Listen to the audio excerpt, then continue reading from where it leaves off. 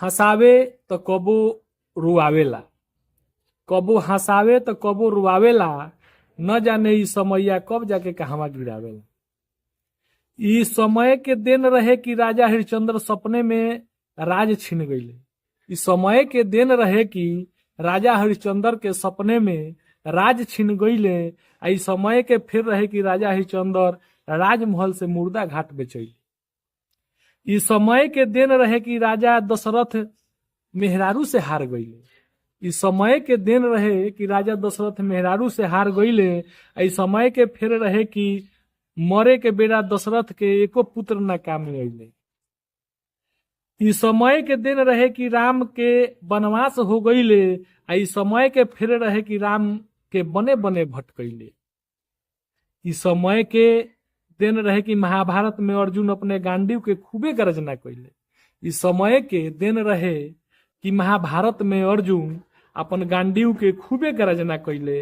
ई समय के फिर रहे कि अर्जुन के गांडीव कामे न अइले। इस समय के दिन रहे कि ध्रुव प्रहलाद के नाम अमर हो गईले। इस समय के दिन रहे कि ध्रुव प्रहलाद के नाम अमर हो गईले। इस समय के फिर रहे कि राजा मोरध्वज बेटा के मूड़ी पर आरा चलवैले।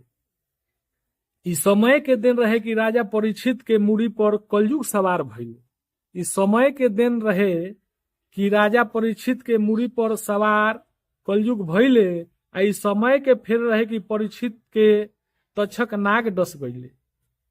इस समय के फिर रहे कि बिना कसूर के इस समय के फिर रहे कि बिना कसूर के श्राप से अहिल्या पत्थर बन गई।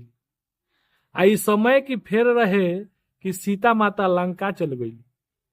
इस समय के फिर रहे कि सीता माता लंका चल गई। इस समैया के करा के कहाँ ले जाके झटक दी। इस समैया कहाँ के करा के ले जाके झटक दी। इस समैया के करा के कहाँ ले जाके पटक दी। ये समय के खेल बहुत निराला। ये समय के खेल बहुत निराला। कितना धनवान भी बन गईले बिलाला। इस समय बड़ा बलवान होला। इस समय बड़ा बलवान होला।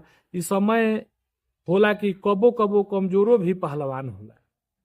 कितनो बर पद मिल जाए तबो बाबू माई के प्रति कितना रोष बा। कितनो बर पद मिल जाए तबो बाबू माई के प्रति कितना रोष बा। इस समैया के फेर ह कि कितनो कैला के बाद इस समैया के फेर ह कि कितना कैला के बाद बाबू माई के दोष बा, बाबुए माई के दोष बा। यही से कहल जाला कि ये प्रेमी जी यही से समय के जन भुलाई। यही से कहल जाला कि ये प्रेमी जी ये समय के जन भुलाई जा। आ छोट बड़ से प्रीत निभाई जा। सबसे सभे से प्यार के अलख जगाई जा। सभे से प्यार के अलख जगाई जा। नमस्कार प्रणाम। हम सुशील कुमार प्रेमी जी रुआ लोग से आग्रह बा कि यह कविता के ज्यादा से ज्यादा शेयर करी और एकरा के आगे लेके रुए लोग के हाथ में बा जा सके नहीं लोग और एकरा के सब्सक्राइब करी लोग। फिर हम रुए लोग के बीच में कविता लेके उपस्थित होके। नमस्कार प्रणाम आदाब।